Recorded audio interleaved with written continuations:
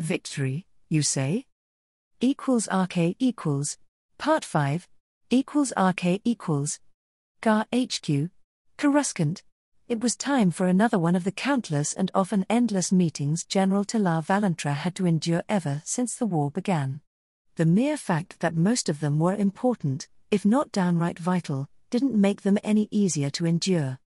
This time around, he sat with a small, exalted company. There weren't many people on Coruscant who knew the truth about Chief Palpatine. Granted, many across the galaxy did believe that the lamented Chancellor might have been up to no good. Those people were predominantly concentrated either within separatist space or the various secessionist enclaves that split with the Republic over the preceding months. It was a simple fact that made the few people sitting in the small and very secure briefing room different from the countless souls all around the galaxy. They didn't suspect, neither did have to believe in Palpatine's possible flaws or even treachery. They knew, even if they couldn't exactly prove it in a fair court of law. They knew that the beloved and now very dead former Chancellor had been possibly the greatest traitor in the history of the Republic, right up there with the Jedi who assassinated him and all but signed the Republic's death sentence. This knowledge made them privy to some of the highest classified documents the Republic had. That in turn, made most of this small cabal invaluable in analyzing intelligence. More importantly, they were among the few who might be able to see the full picture while trying to untangle the unholy net of treason, incompetence, and enemy action that was the smoking remains of the Republic's intelligence services. Among the many agencies directed to gather and analyze data, before acting on it if ordered to, only the New Republic Intelligence Agency, the military intelligence arm of the Grand Army, remained more or less loyal after the failed Jedi coup. Every other agency had high-ranking officers go rogue, sometimes including their directors. Many among the rank and file who remained were not to be trusted anytime soon or ever. Every piece of intelligence provided by those organizations had to be investigated, double and triple checked to verify if it was true, then the context in which it had been presented had to be verified too. No one was to be trusted, and that was yet another factor that contributed to the Republic's current state. A grim smile briefly flickered over Valentra's face. Even in his wildest dreams, the Zabrak hadn't guessed he might find himself as a part of such a cabal, much less leading a part of it. To his right sat Director Jack, one of the older clones in service and the single high-ranked member of the Republic Intelligence Services to be extended a modicum of trust. Jared, Valentra's de facto XO, sat to his left, straight-backed and obviously uncomfortable to be here. A handful of analysts were present as well. They were all sworn to secrecy and at all times surrounded by trusted troops just in case. "We're all here." Valentra began the meeting. The handful of others who could be trusted with this kind of information were unable to attend. Most of them in fact were currently on the front, overseeing the largest offensive conducted by Republic forces in the past 1,000 years. While the success during the current campaign wasn't quite the turning point in the war everyone wanted it to be, it was going to ensure that barring an outright disaster, they would no longer be desperately fighting to survive. That ironically had been the best-kept secret of the war so far. The primary reason most people didn't figure it out was the sheer disbelief of the possibility that the Confederacy could have overrun the Republic if it had been either luckier or had a better leadership at the start of the conflict. No, that wasn't quite right. That was the party line for public consumption if or when the officers in charge of the GAR had to answer certain uncomfortable questions. The truth was scarier, and today, Valentra was about to learn it all, in terrible detail. "I shall begin then." Jack smiled humorlessly.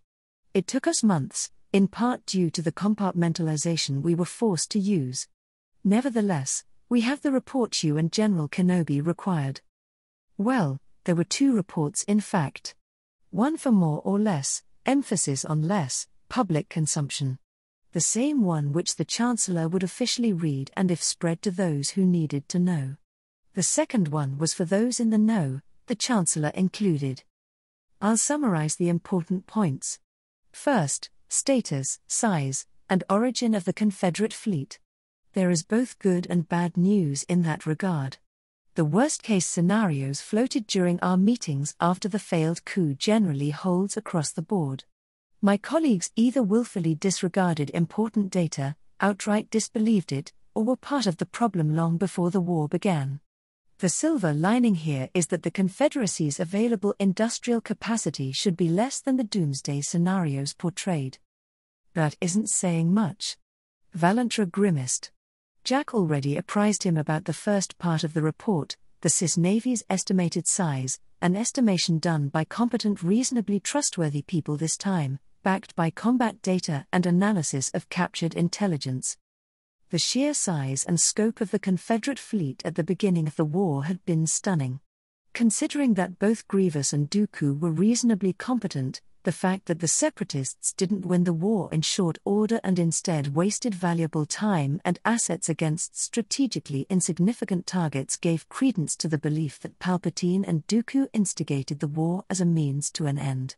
As a sham, then they lost control of the monster they created, leaving Valentra, Vale, Kenobi, and many others to pick up the pieces. We're as certain as possible, without feet on the ground and access to certain Confederate archives, that the Separatists have been building up their fleet for decades, Jack continued. That was mixed news. On one hand, if true, it meant that the worst-case estimates for enemy industrial capacity were not true. That by itself was a source of great relief for Valentra. He was one of the relatively few people intimately familiar with the industrial capacity of the Republic and how much the war crippled it already. Fortunately, all indications pointed at the Separatists being unable to sustain their crushing numerical superiority. In fact, the current campaign was doing a great job of addressing said issue.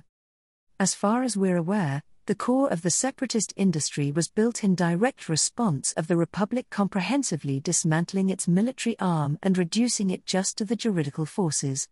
Those were unable to maintain a credible presence beyond the Mid-Rim, resulting in an upsurge of piracy all over the farther reaches of the Mid- and Outer Rim.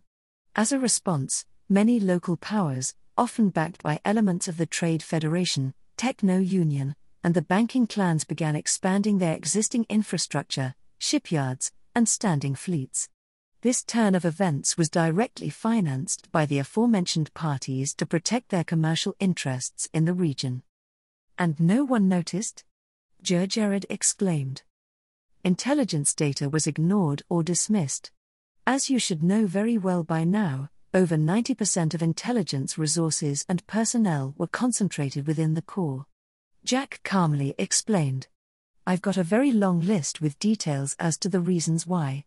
Most are centered around the disbelief that anything in the Outer Rim could pose a credible threat. In fact, that militarization was used as a justification to kill attempts to bring a Republic military back. After all, when even the Outer Rim's backward worlds could keep themselves safe, what was the point? The clone said in clear exasperation. We're drifting beside the point. The summary now, we'll go over details later. Tilar cleared his throat. As you wish, sir, Jack continued. The trend continued and only accelerated after the Naboo crisis. Our best estimates based on available data is that only between 10 to 25% of most Confederate-aligned Outer Rim world navies were crewed by the locals. The rest of the crews were Trade Federation or Techno-Union supplied droids. The same is true for a large portion of the small local trade fleets. Further, we estimate the hulls available to various Outer Rim-based entities, government and private alike, were at least an order of magnitude beyond anything officially reported and believed. In part, this might have been due to various taxes and tariff evasion schemes, at least before the build-up towards the Confederacy being a thing began. Let me guess.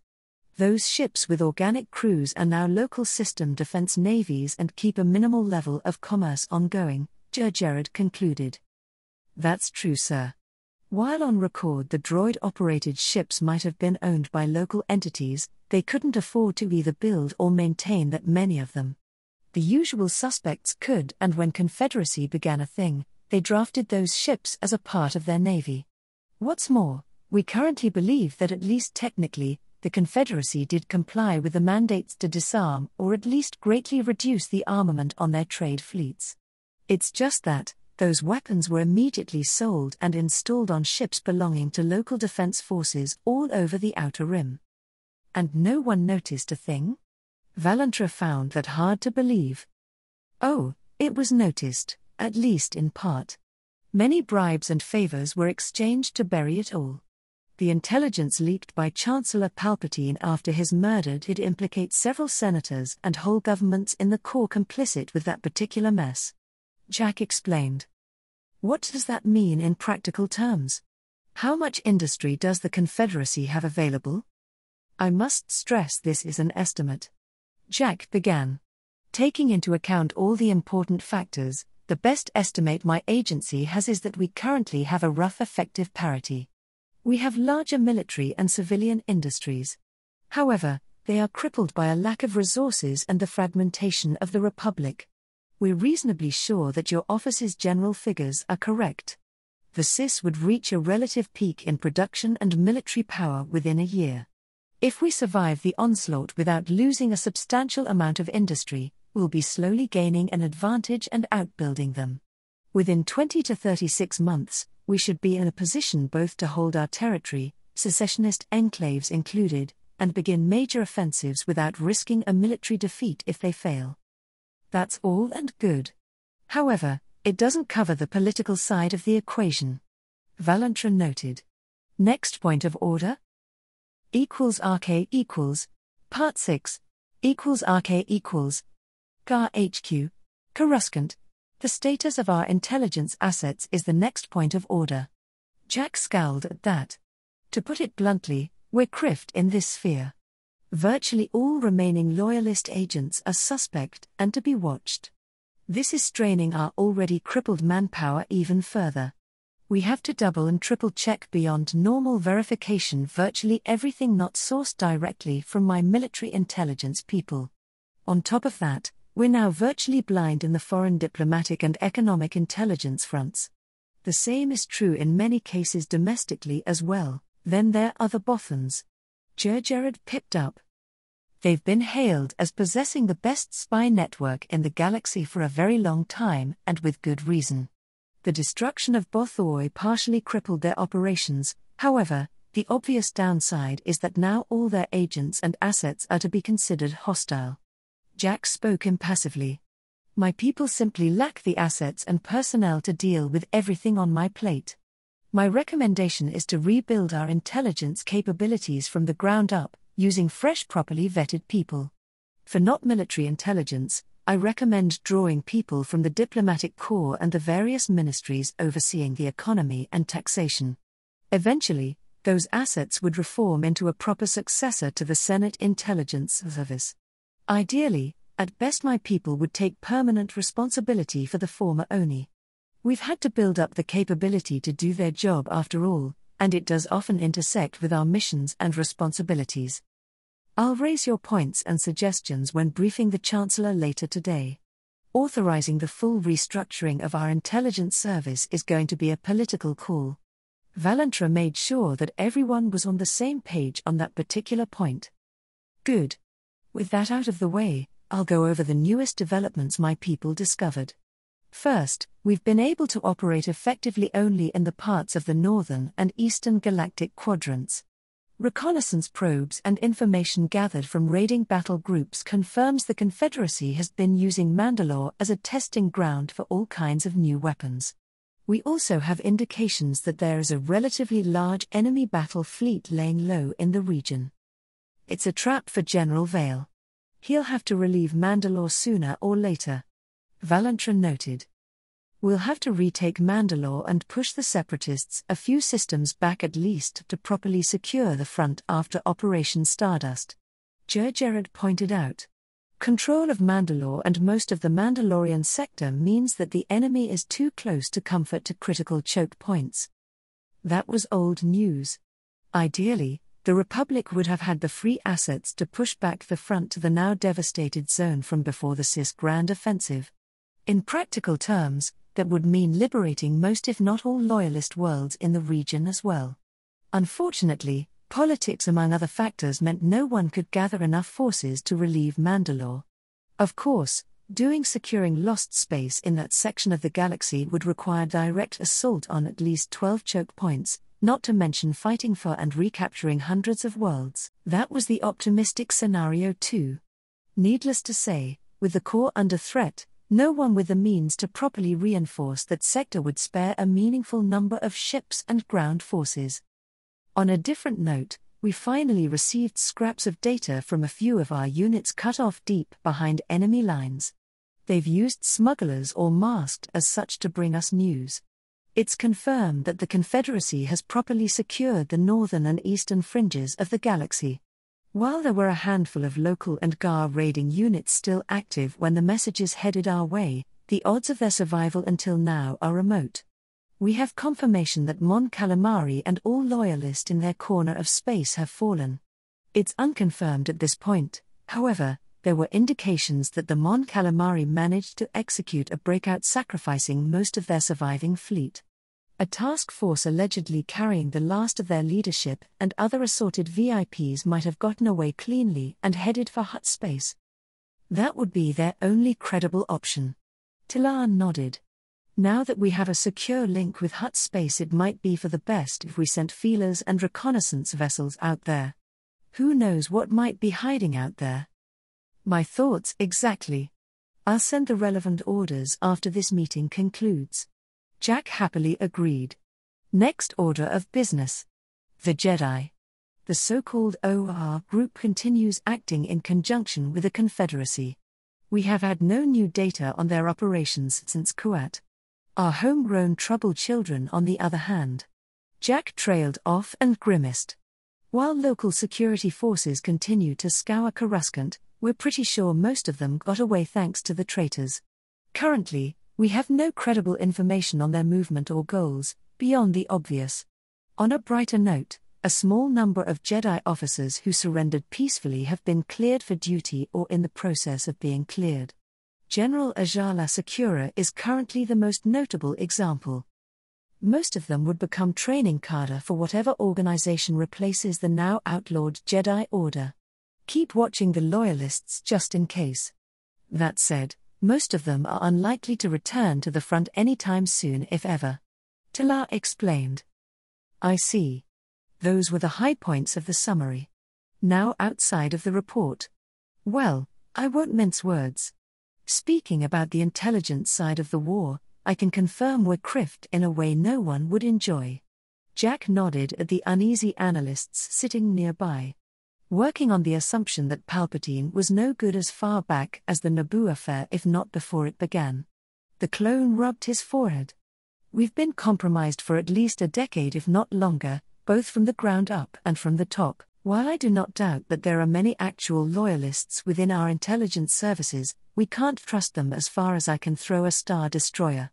Further, we're operating on the assumption that our information infrastructure has been compromised thoroughly, and preliminary reports lend credence to said assumption. Palpatine rigged everything in order to ensure a separatist victory if it served his purposes. Unfortunately, he might have been a bit too successful for our tastes. If he got himself exposed, you mean, Jared interjected. He had to do it that way. If we had a couple of years to prepare for the war, the separatists would have been on the defensive from day one, damn it. In that case, they wouldn't have been the credible threat he needed to build his empire, Tilar said. You mean the same empire we're now trying to build to survive against the monster he created? Jared snapped, then he shook his head. Sorry about that. The same empire we're trying to build to ensure various local governments won't criff everything up just like they did with the Republic. Tilar smiled bitterly. You haven't seen what the Chancellor has to deal with daily. We need to end this war and clean up the house before it's too late. The mere fact that he could talk about it freely here, even if the place was one of the most secure on Coruscant, told volumes about how much the support for the old order had deteriorated over the past few months. Victory, you say? RK equals. Phase 7. RK equals. Chancellor's Suite. Senate Building. Coruscant. Anakin fidgeted within his brand new dark green GAR uniform. He would have much preferred his usual dark clothes or bearing that, a proper armor. It was not to be. They would be leaving for their mission shortly, and this one was supposed to be a purely diplomatic affair. The regular kind of diplomacy, instead of Padmé's particular brand of aggressive negotiations. He certainly hoped so. However, they would be leaving with a heavy escort drawn from Coruscant's defensive fleet just in case. Beside him, Padmé wore her dress with a serene smile on her face. She showed no sign that the monstrosity of veils and things he couldn't name even if his life depended on it had to be uncomfortable. At least she looked divine, which made him look like the odd man out, especially with the Chancellor and her other guest around. The Chancellor wore a heavy golden dress of all things. The thing was overly large, up to the point he had no idea how she moved in it without mechanical assistance or telekinesis. Honestly, Anakin would have very much preferred to be out on the front scrapping droids. If that was the case, he would miss the latest lesson on how much the Republic he was supposed to protect as criffed up and rotten. This was the third or fourth time he had met Minister Praji in the flesh. That man was one of Satine's political allies. More importantly, he was one of the primary avenues she used to get a feel on how the Republic's fraying government would react to the various changes being shoved down its throat from above. Today, he didn't look particularly happy. In fact, he radiated anger and unease. Chancellor, the latest proposed changes. Praji trailed off when he heard his combative tone. Satine didn't react. She merely sipped her herbal tea, keeping a blank expression. While I'm not usually dealing with finances, I can already tell you that those changes will have a disastrous effect on our revenue streams. The changes in taxation and those overhauls over the laws governing the loans our government could lend, they'll cripple us in the long run. That's the point, Satine explained in a detached tone. However, Anakin had no trouble telling how she felt under the facade she wore. To say the Chancellor was infuriated would be a charming understatement. The minister stared at Satine blankly. His expression shifted into something ugly. That's insane.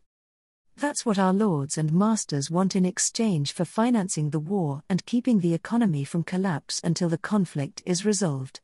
These changes and those yet to come would ensure that various conglomerates within the core would profit mightily from loans and contracts when it's time for reconstruction. They would also greatly undermine the Republic's power by controlling our purse strings. In fact, it would be close to impossible to make independent fiscal policy without consulting and reaching an agreement with at least 24 parties. Satine calmly explained. That's not all, Satine. Padmé finally spoke. If all those reforms come through, the core will literally own most of the colonies and mid-rim. They'll have their claws in whatever outer rim territory the military manages to recover as well. It would be in order to ensure certain barbaric parties can't become uppity again, at least officially. If this goes through, we'll be throwing whole sectors in the hands of the separatists. If they come knocking again, I don't even want to think about the support they'll gain. That was the bantha in the room. In these circles, it was no secret that despite what the news and various experts proclaimed, victory was a faraway mirage. Until recently, the Republic fought not to win but to survive. The price for a clear military victory might very well be unsustainable. No, scratch that. The more Anakin saw of how the Republic ran, the surer he became that a military victory might be flat out impossible because no one bar the military would want to pay the necessary price. The war was far from over, the Republic as far from being reasonably secure yet. Despite that, politicians kept bickering and obstructing. My friend, now you see the true face of the galaxy. Palpatine's ghost had come while Anakin wasn't paying enough attention close to notice him. That's what I fought in the Senate for decades. This is the true face of the Republic stripped of all pretenses. The people who rule the core don't care for naught but power and influence. They'll gleefully throw the rest of the galaxy into the fire to improve their positions. I'm beginning to see that. Anakin mentally responded. This was the true threat, wasn't it? It was never supposed to be the separatists. Finally, you see. It was this kind of thinking and actions over hundreds, nay thousands of years that led to this war. The Senate, as dysfunctional as it was merely a symptom. You can see it these days. With so many senators dead or arrested, the place exists for little more than to put their stamp on Satine's decisions. Yet, the people who pulled its strings are now in the open, ready to discard any and all trappings of democracy. They'll use your young friend as a figurehead. She'll be a sacrificial pawn to blame everything on if they have their way, and then, they'll take more direct control. If you let them. Palpatine had rarely sounded this serious before. Anakin saw indeed. He saw how easy it was to neuter the Senate when its masters saw a better option. He could see how many people in power were happily coming on board with the idea of an empire. However, they weren't doing it with the best of intentions. It was all about power, about slipping the restraints that kept them from doing too much damage. Worst of all, he had to be one of the people enabling those utter bastards or risk losing the war. Then and there, Anakin made his decision. He had seen enough, he had heard enough, and he had experienced more than enough. The Republic he was supposed to protect, the embodiment of the ideals of freedom and justice, was nothing more than a convenient lie. The galaxy needed something more, something true. It needed something worthy of Padmé's struggles, and sadly, the Republic was never such an entity. The new order they were now struggling to build was raw and malleable. It had the potential to become a ravenous monster, and Anakin could see people doing their best to shove it on such a darker path. He refused to let it stand, in no small part because being part of something like that might very well break Padmé. "If we let this stand, we'll be no better than the Separatists," Anakin blurted out. 3 sets of eyes focused on him. "I agree." That vote of confidence surprisingly came from Praji, while the 2 women looked curiously at him. "I can't say I disagree, Anakin." For the first time since the meeting began, Satine let a hint of her true feeling taint her voice. "However, we don't have many options at this time." "Don't we?" Anakin smirked. "Do I dare ask what mischief you're plotting, Anakin?" Padmé inquired with genuine interest. "I've been keeping my eyes and ears wide open those past few months. I've been checking with snips from time to time. Reading between the lines, Vale's pet monster will soon have the Quati government subverted if she hasn't done it already. She has a Nara Kuat eating from her hand already. We might have to follow that particular example. Otherwise, all of this will be for nothing." "Who exactly is behind the latest unpleasantries?" Anakin asked. "Everyone." Satine grimaced. "What do you mean, everyone?" Padmé lost her serene mask. "I'm speaking literally. Virtually every single intact corporation in the core is salivating at the thought of contracts when we get to rebuild after the war. The same is true for local governments and all kinds of banking institutions. They're all lobbying for the removal of the various laws and statutes that would prevent them from practically owning large chunks of the galaxy through unfair contracts, loans with currently illegal requirements, and everything else legal or illegal anyone could think of. It's a bonus that succeeding would cripple the Republic's central authority. It would also torpedo what credibility and legitimacy we have left. Which is in no small part the point of the exercise. If I don't happily agree, many of the allies we need will have second thoughts. Most governments aren't supporting us of the goodness of their hearts, Anakin. They're doing it because we can give them more than they could reasonably gain under the Republic, faster too. They don't want a strong central authority keeping them in check either. Just today, I already had to deal with suggestions and demands from our allies from all across the Republic. Many of them anyone sane would be morally opposed to. I've got stacks upon stacks of datapads and data drives full of suggestions that would be great for various local governments and alliances while harming their neighbor and rivals. That's what I'm dealing with all day, every day. Frankly, I'm missing a working Senate, because most of those suggestions and dictates would not fly if uttered in public. Satine huffed in frustration. I can't afford to dismiss them outright or leak them to the media without making an unacceptable number of enemies. Yes, this sounds right. It's what I had to deal with for decades. Palpatine nodded sagely. That's why I began planning for a new order. It would be a hard way, a perilous path, yet if it works, it would be worth it. We have the priceless opportunity to bring forth a new age for the galaxy. A better age. Anakin couldn't help it and nod in agreement. For the first time in a long while, perhaps ever, he had a cause he could fully stand behind, beyond eradicating slavery across the galaxy. RK equals. Phase 8. RK equals. Confederate Council Meeting Chambers. Raxulon City. Raxus Prime.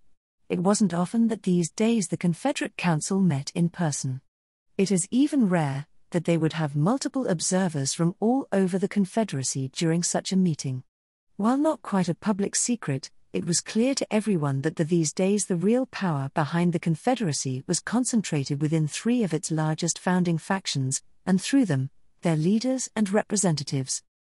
The Triumvirate, as they were called, did go out of their way to maintain the illusion that the survival of the Confederacy didn't hinge upon the shoulders of the Trade Federation, Techno Union and the intergalactic banking clans faction supporting them. However, the simple truth was that between the 3 of them, those factions controlled between 60 and 70% of the Confederate military and industry. If not directly, then through economic and political strings. To their credit, and due to cynical calculation if rumor was to be believed, the Triumvirate and the council they were part of, did go out of their way to give the CIS member state the time of the day and address a number of their concerns in practice. That was sadly more than the distant Republic Senate on Coruscant, or often the Republic as a whole, ever did for them. Notably, a large number of representatives from various worlds that recently seceded from the Republic stood as observers during this meeting. Some of them had taken the final plunge and now acted as senators in the legislative branch of the Confederacy. A number of observers represented worlds that couldn't afford to openly align themselves with the CIS even if their sympathies now laid closer to the Confederacy than to the Republic. The Council itself had an important new addition in the furry form of one Borsk Frylia. He was the freshly elected leader of the Bothan Alignment, the name taken by the Bothan colonies in the aftermath of Bothoi's destruction by the Sith. The primary reason for his rapid ascension was simple: he was now the person holding the political leash of the Bothan spy net, and thus invaluable for the Confederacy. As it happens, the primary reason for this particular meeting were in fact the Sith and their influence upon the Republic. That day, the rotating chair of the council was San Hill. The exceptionally tall moon towered over everyone even when seated. He took a moment to look around and make sure that everyone was either on the table or present through secure communications channel. That done, he opened the meeting. Honored members of the council, Senate representatives, and observers. He began in a solemn tone that carried easily around the acoustic secure chamber. This meeting of the Confederate Council is now in session. The primary agenda of the meeting are the Sith and how to deal with them. Any questions and issues you might want to raise not pertaining to that topic would have to wait until we've reached resolution. Considering recent events, this council believes that it is high time to brief you all on one of the best well-kept secrets of the Confederacy. It pertains a certain group of allies, who until recently had to act from the shadows, both for their own and our protection. A new hologram flickered into existence above the gleaming metal round table the council sat around. This is Jedi Master Jared Parian, from the Old Republic. He represents the Old Republic remnant. Hill trailed off while excited chatter and a number of disbelieving shouts echoed throughout the chamber. The Sith Veil wasn't the only one who found himself into the future. Treshed Ilroth's deep voice boomed, eventually silencing the various exclamations. It was Master Parian's people who warned us about the true nature of Count Dooku and prompted the investigation that exposed him and those like him who wanted to use the Confederacy for their own sinister purposes. That got everyone's attention. "Good evening, gentle beings," Parian greeted in a genial tone. Wearing pristine brown robes over grey armor, he cut a familiar figure to those acquainted with the Jedi. "I'm glad I can finally greet our allies openly. On behalf of the Old Republic remnant, you have my gratitude. You're among the few people in the galaxy fighting for an ideal that the Republic existing today lost a long time ago." The man spoke confidently and with charisma that rivaled the very much not lamented Count Dooku. I regret to inform you that today I'm not here to bring good news. On the contrary, Parian continued. You're familiar with the abilities of Count Dooku. You've seen many records of how the Jedi of this era fight. Some of you have seen records of what my people are capable of as well. A few grim nods answered the Jedi Master, while his words earned him many more curious looks. Despite his claims and all the crimes they committed, Count Dooku and his master, Chancellor Palpatine, also known as Darth Sidious, were nothing more than powerful dark Jedi. However, that was enough for them to plunge the galaxy in the worst war it had seen in 1,000 years. It was more than enough for them to take control of the two notable powers existing in the galaxy today, the corrupt Republic and the noble Confederacy of Independent Systems. The way Parian spoke, his listeners pay attention. His words and bearings, the earnest way he carried himself, sang to something deep within everyone who listened. You removed a grave threat to the galaxy as whole, and that is something you should be forever proud of, Parian continued with admiration clear in his voice. However, by doing so, the Confederacy merely uncovered the real threat. Darth Vael, better known as General Delcatar Vael of the Republic and Mandalore, the new leader of the Mandalorian people. When Parian said the name, a new hologram sprung to life on above the table in front of him. It was a figure everyone in the room knew very well. Beside it came another, an ancient recording capturing the Butcher of Undren in action. Vael is not enough. Recently, on a fact-checking mission to Kuat, we confirmed that Darth Sash, his ancient master, was still alive and aligned with him. Between the two of them, they're in control of the Republic government, the Mandalorians and recently, the Mid-Rim alliance created through Vael's direct machinations. Make no mistake, those two are no mere dark Jedi, they're true Dark Lords of the Sith with all that entails. Parian's proclamation rang with the severity of a death sentence. As far as we knew, until recently anyway, the Sith were extinct for very long time. While a few of our esteemed members need no reminder of what kind of monsters we're dealing with, at that Sandhill nodded gravely at Philia, others haven't experienced the Sith's crimes firsthand. You fought them for decades. What can you tell us? What can you warn us of? As I've said, Vael and Sash are powerful in the Force. They could ravage whole armies or fleets. Could destroy the life on whole worlds. For all that power, what makes them most dangerous is a singular, more sinister and low-key ability. You see, it has always been a very convenient lie that only Force-sensitive people, especially those trained to use the Force, could be corrupted and twisted by the Sith. Parian explained.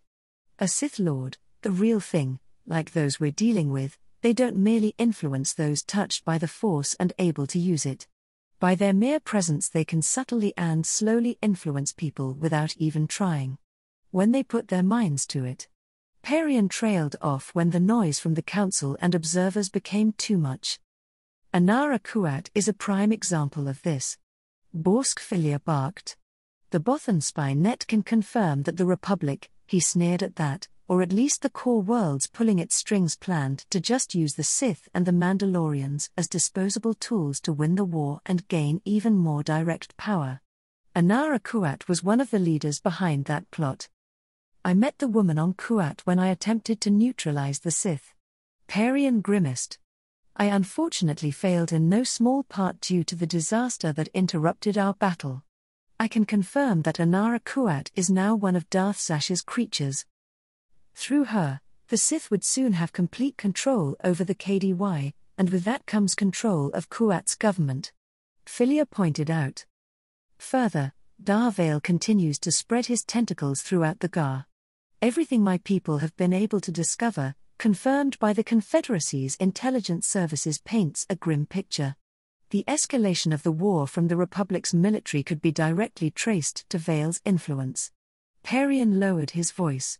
Just like those among the Confederacies could be laid at the feet of Dooku and his people.